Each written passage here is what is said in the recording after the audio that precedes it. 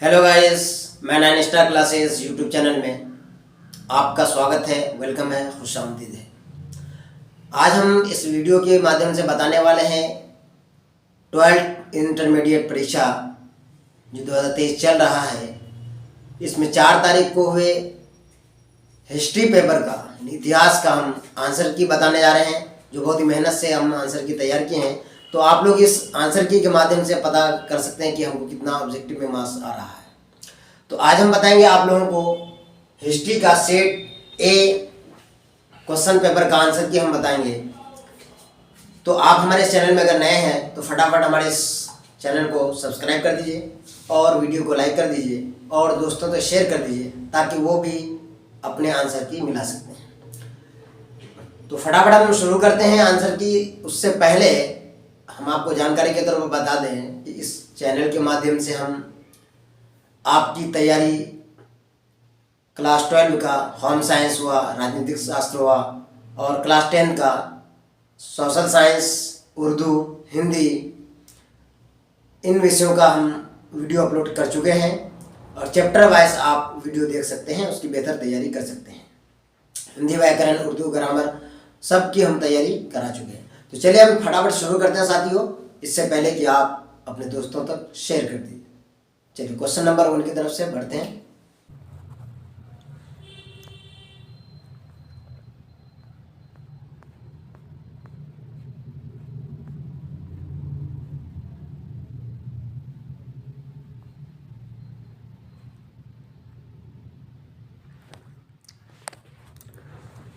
चलिए पहला क्वेश्चन से शुरू करते हैं हम। क्वेश्चन नंबर 1 में कह रहा है मोहनजोदड़ो किस नदी के किनारे पर स्थित है। तो कहा जाता है कि मोहनजोदड़ो सिंधु नदी के किनारे में स्थित है। ऑप्शन नंबर 20 का राइट आंसर है। दूसरा नंबर का प्रश्न में कह रहा है मोहनजोदड़ो की खोज सन 1922 में किसने की थी। तो राखालदास बनर्जी ने किया था। ऑप्शन नंबर 20 का बिल्कुल राइट आंसर है। तो इससे पहले मैंने 2 मॉडल सेट कराया था, तो उसमें से काफ़ी क्वेश्चंस मैच कर रहा है इसमें, और जो भी उसको देखे होंगे तो उसके लिए बहुत ही बेनिफिट रहा होगा। इस तरह से आप भी, जो हमारे तरफ से मॉडल सेट तैयार किया गया है, तो आप भी इसको ज़रूर देखिए ताकि आपको एग्ज़ाम में काफ़ी हेल्प मिलेगा। तीसरा नंबर में कह रहा है कि कालीबंगा कहाँ स्थित है। तो कालीबंगा राजस्थान में स्थित है। ऑप्शन नंबर डी इसका बिल्कुल राइट आंसर है। 4 नंबर में कह रहा है कि सिंधु सभ्यता में गोदी कहाँ से मिलता था। तो कह रहा है कि गोदी मिलता था, लोथल से मिलता था। ऑप्शन नंबर डी इसका बिल्कुल राइट आंसर है। 5 नंबर का प्रश्न कर रहे हैं निम्नलिखित देवताओं में से कौन सैंधव सभ्यता के प्रमुख देवता थे। तो वो कौन थे। तो वो ऑप्शन नंबर बी, वो शिव थे। 6 नंबर में कह रहा है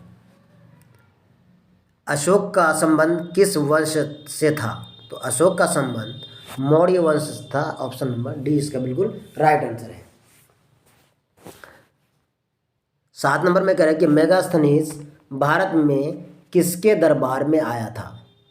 तो आया था वो चंद्रगुप्त मौर्य के दरबार में आया था। ऑप्शन नंबर ए इसका बिल्कुल राइट आंसर है।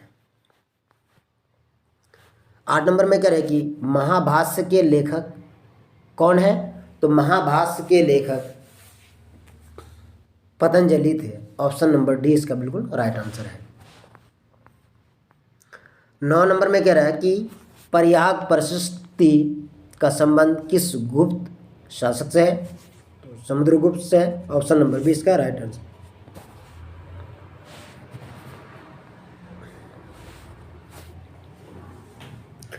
10 नंबर में कह रहा है कि किस शासक को प्रियदर्शी कहा गया है। कौन सा शासक को। तो कहता है कि अशोक को प्रियदर्शी कहा गया। ऑप्शन नंबर ए इसका बिल्कुल राइट आंसर है, अशोक को। 11 नंबर में कह रहा है कि धम्म महामात्रों को किसने नियुक्त किया था। तो उसको किसने किया था। तो कहता है कि अशोक ने किया था। ऑप्शन नंबर बी इसका बिल्कुल राइट आंसर है।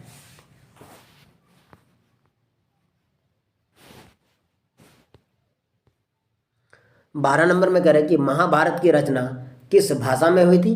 तो महाभारत की रचना संस्कृत भाषा में हुआ था। ऑप्शन नंबर ए इसका राइट आंसर है। 13 नंबर में कह रहा है कि मनुस्मृति में कितने प्रकार के विवाह का उल्लेख है? तो उसमें 8 प्रकार के विवाह का उल्लेख है। ऑप्शन नंबर सी इसका बिल्कुल राइट आंसर है।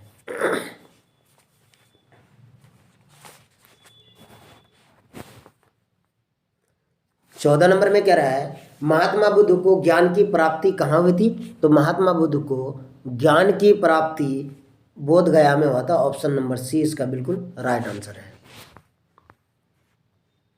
15 नंबर में कह रहा है कि बुद्ध का बचपन का नाम क्या था? तो बुद्ध का बचपन का नाम सिद्धार्थ था। ऑप्शन नंबर बी इसका बिल्कुल राइट आंसर है। 16 नंबर में कह रहे हैं कि वेदों की संख्या कितनी है? तो वेदों की संख्या 4 है। ऑप्शन नंबर बी इसका राइट आंसर है। ये हिस्ट्री का एग्ज़ाम से पहले मैंने 2 मॉडल सेट का सॉल्यूशन कराया था, उसमें से काफ़ी क्वेश्चंस मैच कर रहा है। ये तमाम क्वेश्चन मैच कर रहा है उस मॉडल सेट से। जो भी देखा होगा तो उसको यकीनन काफ़ी बेनिफिट हुआ होगा। 17 नंबर में कह रहे हैं कि प्राचीन भारत में धम्म की शुरुआत किस शासक ने किया था? तो इसका राइट आंसर है ऑप्शन नंबर बी, अशोक ने किया था। 18 नंबर में कह रहा है किस ग्रंथ में आदम से लेकर अकबर के काल का इतिहास मिलता है? तो वो है अकबरनामा। ये आदम से लेके अकबर के काल तक का इतिहास मिलता है।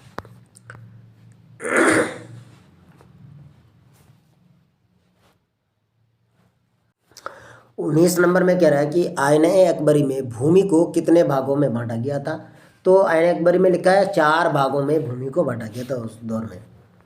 20 नंबर में कह रहा है कि मुगल दरबार में अभिवादन का तरीका निम्न में से कौन सा था? तो उसमें था इनमें से सभी। ये सारे क्वेश्चन मॉडल सेट में मेरा किया हुआ था। चलिए 21 नंबर में कह रहा भारत का प्रथम मुगल सम्राट कौन था? तो भारत का प्रथम मुगल सम्राट बाबर था, जो 1526 में आया था। 22 नंबर में कह रहा है कि अकबर निम्नलिखित में से किस पर अधिकार नहीं कर सका था? तो वो मेवाड़ पर अधिकार नहीं कर सका था। ऑप्शन नंबर बी इसका बिल्कुल राइट आंसर है। 23 नंबर में कह रहे हैं कि दीन ए इलाही किससे संबंधित है? तो दीन ए इलाही अकबर से संबंधित है।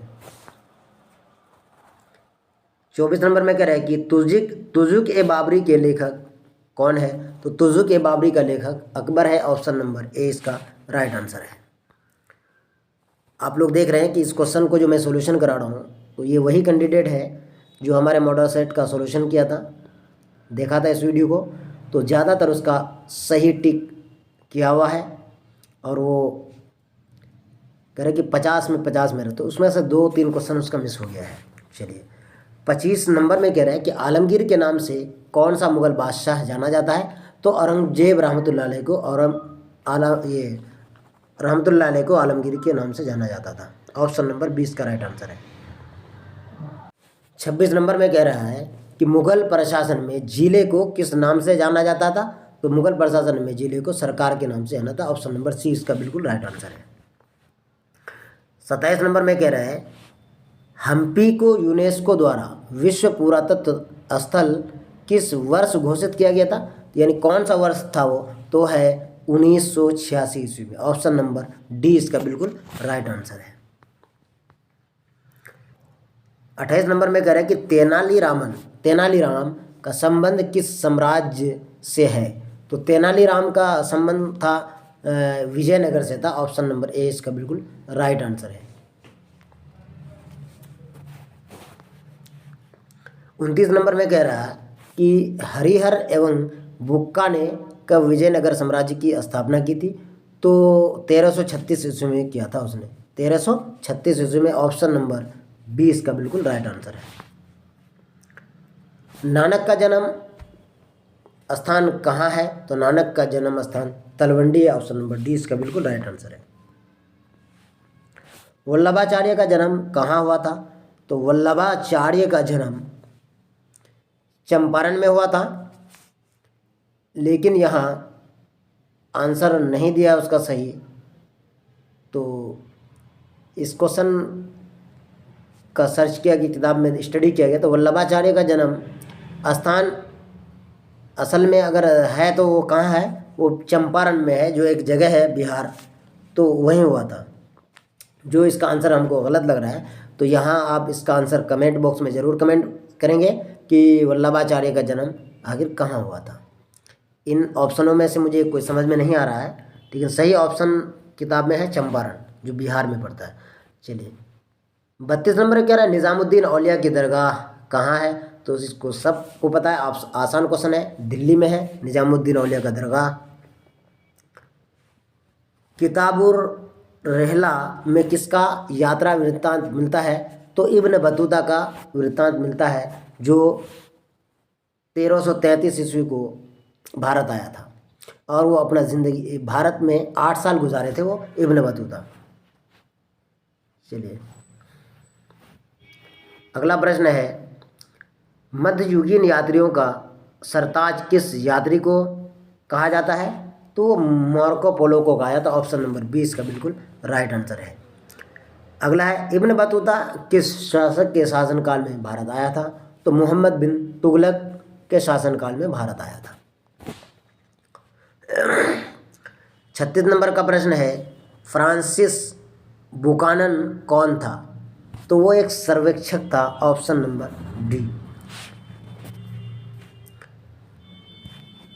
37 नंबर कह रहा है कि रैयतवाड़ी व्यवस्था में भूमि का स्वामी कौन होता था।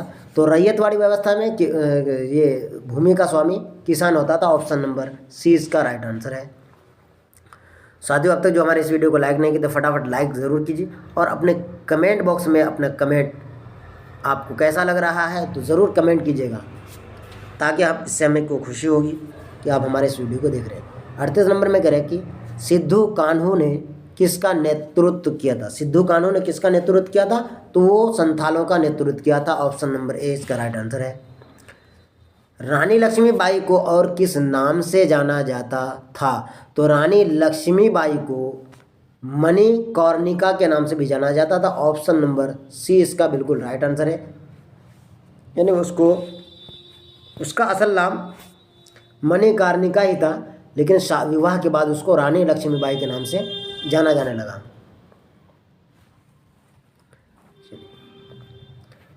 40 नंबर में कह रहे कि व्यापगत के सिद्धांत का संबंध किससे है। तो उसका सिद्धांत था किससे, डलहौजी से था। ऑप्शन नंबर बी इसका बिल्कुल राइट आंसर है।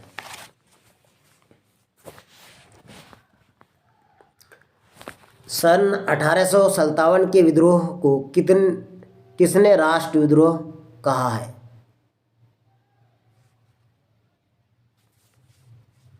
तो इनमें से कोई नहीं है। ऑप्शन नंबर डी इसका होगा।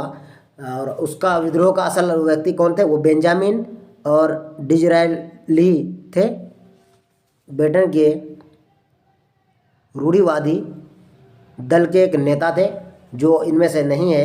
यानी 1857 के विद्रोह को किसने राष्ट्रीय विद्रोह कहा था। तो इनमें से कोई नहीं इसका आंसर होगा, लेकिन असल में वो कौन था, बेंजामिन डिज़रायली, यानी ब्रिटेन के रूढ़िवादी दल के एक नेता थे। 42 नंबर में कह रहा है कि बीवी घर कत्लेआम कहाँ पर हुआ था। तो बीवी घर कत्लेआम ये कानपुर में हुआ था। ऑप्शन नंबर बी इसका बिल्कुल राइट आंसर है। 43 नंबर में कह रहे हैं कि सवेज नहर व्यापार हेतु कब खोली गई थी। तो सवेज नहर व्यापार हेतु ये 1869 ईस्वी को खोली गई थी। 17 नवंबर 1869 ईस्वी को, और सही इसका डेट है 17 नवंबर 1869 ईस्वी को खोला गया था। ये ऑप्शन नंबर बी राइट है। अगला है 7 द्वीपों का नगर किसे कहा जाता है। तो 7 द्वीपों का नगर मुंबई को कहा जाता है। ऑप्शन नंबर ए राइट है। अगला अखिल भारतीय स्तर पर पहली जनगणना कब हुई थी। तो अखिल भारतीय स्तर पर पहली जो जनगणना हुई थी वो ऑप्शन नंबर बी है राइट आंसर उसका। 46 नंबर में कह रहे करो या मरो का नारा किसने दिया था। तो करो या मरो का नारा महात्मा गांधी जी ने दिया था। अगला है दांडी मार्च का नेतृत्व किसने किया था। दांडी मार्च जो हुआ था 24 दिन का एक वृत्तांत यात्रा था, तो उसका यात्रा कौन किया था। तो ये गांधी जी ने ही किया था। ऑप्शन नंबर ए इसका बिल्कुल राइट है।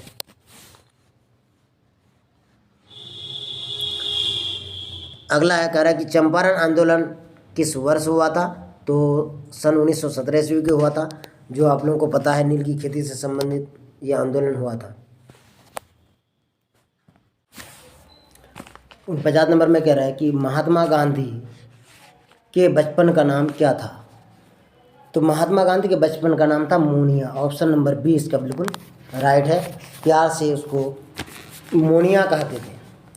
49 का बी राइट आंसर इसका।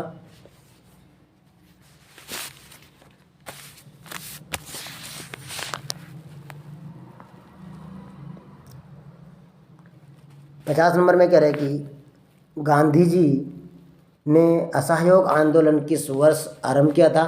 तो 1920 ईस्वी को गांधी जी ने असहयोग आंदोलन का आरंभ किया था। 1942 51 नंबर में कह रहे 1942 में कौन सा आंदोलन हुआ था? तो भारत छोड़ो आंदोलन हुआ था 1942 ईस्वी में। 52 नंबर में कह रहा है सुभाष चंद्र बोस भारतीय राष्ट्रीय कांग्रेस के अध्यक्ष कब चुने गए थे? तो 1938 और 1939 को। 1938 को सुभाष चंद्र बोस को सभी की सहमति से चुना गया था और 1939 को दो आदमी के बीच में चुनाव हुआ था और उसमें वो फिर दोबारा अध्यक्ष चुने गए थे, एक बार निर्विरोध और एक बार वोटिंग के बाद। 53 नंबर का प्रश्न है, काला कानून किसे कहा गया? तो रॉलेट एक्ट को काला कानून कहा गया। 54 नंबर में कह रहे कि 1939 में फॉरवर्ड ब्लॉक की स्थापना किसने की थी? तो सुभाष चंद्र बोस ने किया था फॉरवर्ड ब्लॉक की स्थापना। ऑप्शन नंबर डी इसका बिल्कुल राइट आंसर है। 55 नंबर में कह रहे कि कैबिनेट मिशन किस वर्ष भारत आया था? तो कैबिनेट मिशन 1946 ईस्वी को भारत आया था। ऑप्शन नंबर सी इसका बिल्कुल राइट आंसर है। 56 नंबर में कह रहे कि सुभाष चंद्र बोस भारतीय राष्ट्रीय कांग्रेस के अध्यक्ष कब चुने गए थे?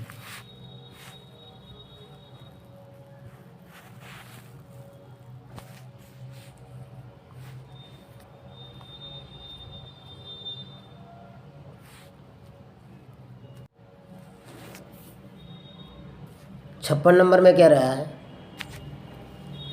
कि मुस्लिम लीग द्वारा मुक्ति दिवस कब मनाया जाता है? तो 22 दिसंबर 1939 को मुस्लिम लीग द्वारा मुक्ति दिवस मनाया जाता है। ऑप्शन नंबर डी इसका राइट आंसर है। 57 नंबर में कह रहे हैं कि भारत का विभाजन ब्रिटिश शासन की किस योजना का परिणाम है? तो माउंटबेटन योजना का परिणाम है। 58 नंबर में कह रहा है कि सीधी कार्रवाई की धमकी किसने दी थी? तो सीधी कार्रवाई की धमकी मुस्लिम लीग ने दिया था। 59 नंबर में कह रहे हैं कि स्वतंत्रता भारत का प्रथम गवर्नर जनरल कौन था? तो प्रथम गवर्नर जनरल लॉर्ड माउंटबेटन था। ऑप्शन नंबर ए इसका राइट आंसर है। 60 नंबर में कह रहा है कि भारतीय संविधान सभा के अध्यक्ष कौन थे? तो डॉक्टर राजेंद्र प्रसाद भारतीय संविधान सभा के अध्यक्ष थे। जजिया किससे लिया जाता था? तो जजिया जिम्मियों से लिया जाता था। ऑप्शन नंबर डी इसका बिल्कुल राइट आंसर है। 62 नंबर में कह रहे हैं कि दिल्ली किस नदी के किनारे है? तो दिल्ली यमुना नदी के किनारे में बसा हुआ है। जैसे पटना शहर गंगा नदी के किनारे बसा हुआ है, ऐसे दिल्ली। अगला है, कबीर शिष्य थे। तो कबीर किसके शिष्य थे? तो कबीर रामानंद के शिष्य थे। ऑप्शन नंबर सी इसका राइट आंसर है। अब तक जो भी साथी हमारे इस चैनल को सब्सक्राइब नहीं किए तो प्लीज़ सब्सक्राइब कर दीजिए और वीडियो को लाइक कर दीजिए और दोस्तों तक शेयर भी कर दीजिए फटाफट। 64 नंबर में कह रहा है कि भारत में रेलवे की शुरुआत कब हुई थी? तो भारत में रेलवे की शुरुआत 1853 में हुआ था। यही क्वेश्चन आपका क्लास ज्योग्राफी का भी क्वेश्चन में आया था। अगला प्रश्न है, महात्मा गांधी की आत्मकथा किस भाषा में है? महात्मा गांधी की आत्मकथा गुजराती भाषा में लिखा गया। बंगाल विभाजन की घोषणा किस वर्ष हुई थी? तो बंगाल विभाजन की घोषणा 1905 ईस्वी में हुआ था। 67 नंबर में कह रहे हैं कि भारतीय राष्ट्रीय कांग्रेस के संस्थापक कौन थे? तो ए ओ ह्यूम था। ऑप्शन नंबर ए राइट है। 68 नंबर में कह रहे हैं कि भारत किस वर्ष गणतंत्र हुआ था? तो सन 1950 ईस्वी को भारत गणतंत्र हुआ था। 69 नंबर में कह रहे हैं घोड़े की हड्डियों के साक्ष्य कहाँ से मिले थे? तो सुरकोटड़ा से मिले थे। ऑप्शन नंबर सी इसका राइट है कि घोड़े की हड्डियों के साक्ष्य मिले थे यहाँ से। 70 नंबर में कह रहा है कि सर्वाधिक प्राचीन स्मृति ग्रंथ कौन है? सर्वाधिक, तो इसका राइट आंसर है option number C Manusmriti. 71 number में कह रहे हैं कि गौतम बुद्ध का जन्म कब हुआ था? तो गौतम बुद्ध का जन्म 563 ईस्वी पूर्व हुआ था, कहीं 564 आता, तो यहाँ के अनुसार 563 सही आंसर है। 72 नंबर कह रहा है कि महावीर स्वामी का माता का नाम क्या था? तो महावीर स्वामी का माता का नाम त्रिशला था। ऑप्शन नंबर ए इसका बिल्कुल राइट आंसर है। 73 नंबर में कह रहा है कि भारत में मुगल साम्राज्य की स्थापना कब हुई? तो 1526 ईस्वी में भारत में मुगल साम्राज्य की स्थापना हुई थी। 74 नंबर में कह रहा है कि पानीपत का द्वितीय युद्ध कब हुआ था? तो पानीपत का द्वितीय युद्ध 1556 ईस्वी में हुआ था। ये भी क्वेश्चन हमारा मॉडल सेट में था, बताया गया था। चलिए 75 नंबर में कह रहे हैं कि मुगल काल में सिंचाई का साधन क्या था? तो मुगल काल के दौर में सिंचाई का साधन क्या था? कुआं भी था, तालाब भी था, नहर भी था, यानी इनमें से सभी। ऑप्शन नंबर डी इसका बिल्कुल राइट आंसर हो जाएगा। 76 नंबर में कह रहा है बाबर द्वारा कौन सा ग्रंथ लिखा गया था? तो बाबर द्वारा बाबरनामा ग्रंथ लिखा गया था। 77 नंबर में कह रहे हैं कि विजयनगर साम्राज्य से संबंधित वंश है, तो कौन सा है? तो ऑप्शन नंबर डी, यानी इनमें से सभी है। संगम वंश, सुलु वंश, तुलु वंश। तो ये इसमें अगर देखा जाए तो उस आखिर में ये तुलु वंश था, उससे पहले संगम वंश भी था, और सुलु वंश ये और बहुत पहले ही था, तो इसलिए इनमें से सभी आंसर हो जाएगा ऑप्शन नंबर डी। 78 नंबर का प्रश्न है विजयनगर की स्थानीय मातृ देवी कौन है? तो पंपा देवी है। ऑप्शन नंबर बी इसका बिल्कुल राइट आंसर है। 79 नंबर में कह रहा है कृष्ण स्वामी मंदिर का निर्माता कौन है? कृष्ण स्वामी मंदिर का तो है कृष्ण देव राय। ऑप्शन नंबर ए इसका राइट आंसर है। 80 नंबर में कह रहा है हिंदू परंपरा में मोक्ष प्राप्ति का मार्ग क्या है? तो मोक्ष प्राप्ति का मार्ग है ज्ञान मार्ग है, कर्म मार्ग है, भक्ति मार्ग है, यानी ऑप्शन नंबर डी ये तीनों चीज होना चाहिए, इनमें से सभी। Option number D. Al Biruni का जन्म कहाँ हुआ था? तो अल बरूनी का जन्म खारिज में हुआ था, जो उसका है क्या कि तो खारिज में कहाँ है? तो उज्बेकिस्तान में है। 82 नंबर में है कि रैयतबाड़ी बंदोबस्त कहाँ लागू किया गया था? तो रैयतबाड़ी बंदोबस्त बम्बई और मद्रास प्रांत में लागू किया गया था। 83 नंबर में कह रहा है कि महालवाड़ी बंदोबस्त कहाँ लागू किया गया था? तो महालवाड़ी बंदोबस्त उत्तर प्रदेश और मध्य प्रांत में लागू किया गया था। Option number B right answer है इसका। 84 नंबर में कह रहा है कि मुंडा विद्रोह का नेता कौन था? तो मुंडा विद्रोह का नेता बिरसा मुंडा था। ऑप्शन नंबर ए इसका राइट आंसर है। 85 नंबर में है कि फोर्ट विलियम कहाँ स्थापित किया गया था? ये फोर्ट विलियम कॉलेज है जो कलकत्ता में सन 1800 ईस्वी में इसको स्थापित किया गया था। 86 नंबर में है सर्वे ऑफ इंडिया का गठन कब हुआ था? तो सर्वे ऑफ इंडिया का गठन सन 1767 ईस्वी में किया गया था। Option number A right answer है। संविधान सभा में कुल कितने सदस्य थे? तो संविधान सभा में टोटल 389 सदस्य थे। ऑप्शन नंबर डी इसका राइट आंसर है। कह रहे कि तलवंडी किसका जन्म स्थान था? तो नानक का था, जो कहते हैं गुरु नानक, जिसको ननकाना साहब भी कहते हैं। ऊपर भी एक क्वेश्चन आया था कि गुरु नानक का जन्म कहाँ हुआ था? तलवंडी में। तो तलवंडी किसका जन्म स्थान हुआ? तो नानक का, यानी गुरु नानक का। 89 नंबर में कह रहे कि भारत का अंतिम मुगल शासक कौन था? तो बहादुर शाह जफर था। तो साथ ही ये जितने भी आंसर आ रहा है, ये हमारा मॉडल सेट में पढ़ाया गया था। ये मैक्सिमम क्वेश्चन लगभग 50 क्वेश्चन मैच कर रहा है। तो इसके लिए आने वाले एग्ज़ाम के लिए भी हमारा मॉडल सेट हमारे इस चैनल में दिया हुआ है, पढ़ाया हुआ है। तो आप प्लेलिस्ट में जा कर के वहाँ से देख सकते हैं और अपने नंबर को ज़्यादा से ज़्यादा लाने में सफल हो सकते हैं। 90 अब की बार 90 पार नंबर ला सकते हैं। चलिए 90 नंबर में कह रहा है कि महात्मा गांधी का जन्म कब हुआ था। बिल्कुल आसान क्वेश्चन, बच्चे वाला क्वेश्चन है ये। 1869 ईस्वी में, 2 अक्टूबर 1869। अगला है, जय हिंद का नारा किसने दिया था। जय हिंद का नारा किसने दिया था। तो जय हिंद का नारा सुभाष चंद्र बोस ने दिया था, लेकिन यह नारा किसी और ने दिया था, बाद में वो जा कर के इसके नाम से फेमस हो गया था। 92 नंबर में कह रहे हैं कि अकबर के राज में राजस्व व्यवस्था किसके हाथ में था। तो ये टोडरमल के हाथ में था सारा। 93 नंबर में कह रहे हैं ताजमहल किस नदी के किनारे है। तो यमुना नदी के किनारे है ताजमहल। 94 नंबर में कह रहा है कि मौर्य साम्राज्य का प्रथम शासक कौन था। तो मौर्य साम्राज्य का प्रथम शासक चंद्रगुप्त मौर्य था। ऑप्शन नंबर 20 का राइट आंसर है। 95 नंबर में कह रहे हैं कि भारतीय पुरातत्व का पिता किसे कहा जाता है। तो अलेक्जेंडर कनिंघम को भारतीय पुरातत्व का पिता कहा जाता है। ऑप्शन नंबर बी इसका राइट आंसर है। 96 नंबर में कह रहा है कि ईस्ट इंडिया कंपनी को बंगाल की दीवानी किसने प्रदान की थी।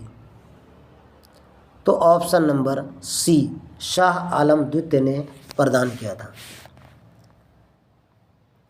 97 नंबर में कह रहा है कि मज्म उल बहरीन की रचना किसने किया था।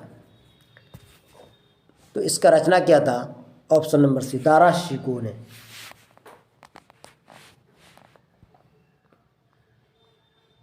98 नंबर में कह रहा है कि लिंगायत आंदोलन का प्रादुर्भाव कहाँ है।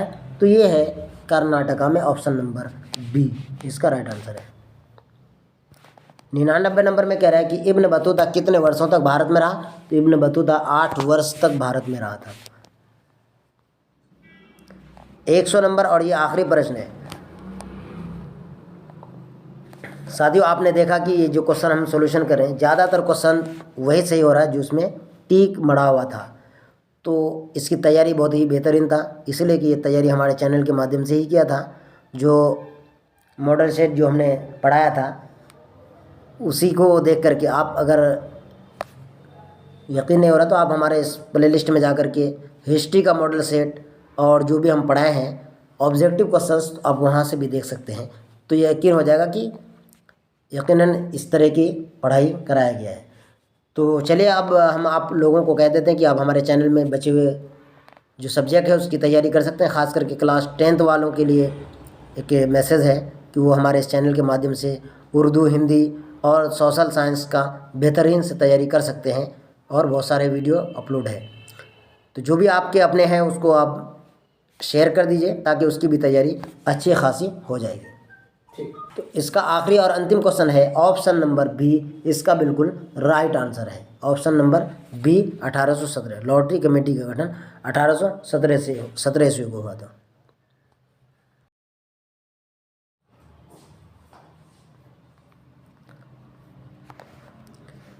एक चीज़ बता देते हैं हम आप लोगों को कि इस चैनल में इससे पहले बिहार बोर्ड परीक्षा जैसे कि क्लास 12 का हिंदी पेपर का भी आंसर की बता दिया गया है। तो जो नहीं देख पाए हैं तो वो हिंदी का भी आंसर की देख सकते हैं। उसके बाद आप हिस्ट्री पेपर का भी आंसर की, ये ज्योग्राफी का भी आंसर की हम इसमें अपने चैनल में दे दी हैं। और आपको इस वीडियो के डिस्क्रिप्शन में इन दोनों वीडियो का आपको लिंक मिल जाएगा। तो आप इसकी मदद से भी आप अपना क्वेश्चन मिला सकते हैं। तो साथियों आप उम्मीद है कि आपका ऑब्जेक्टिव सॉल्यूशन जो हम आंसर की तैयार किए हैं इससे आप संतुष्ट होंगे। उम्मीद है कि आपका इसमें 100% मार्क्स आया है ऑब्जेक्टिव में, और इसमें एक आध क्वेश्चन मिस्टेक हो सकता है। इसमें हम आपसे क्षमा प्रार्थी चाहता हूँ अगर कोई क्वेश्चन का आंसर हम गलत बता दिए तो, लेकिन उम्मीद है कि सारा क्वेश्चन हम सही बताएं। हो सकता है एक आध मिस हो जाए। तो चलिए, आप सभी का धन्यवाद इस वीडियो को देखने के लिए। शुक्रिया। जय हिंद।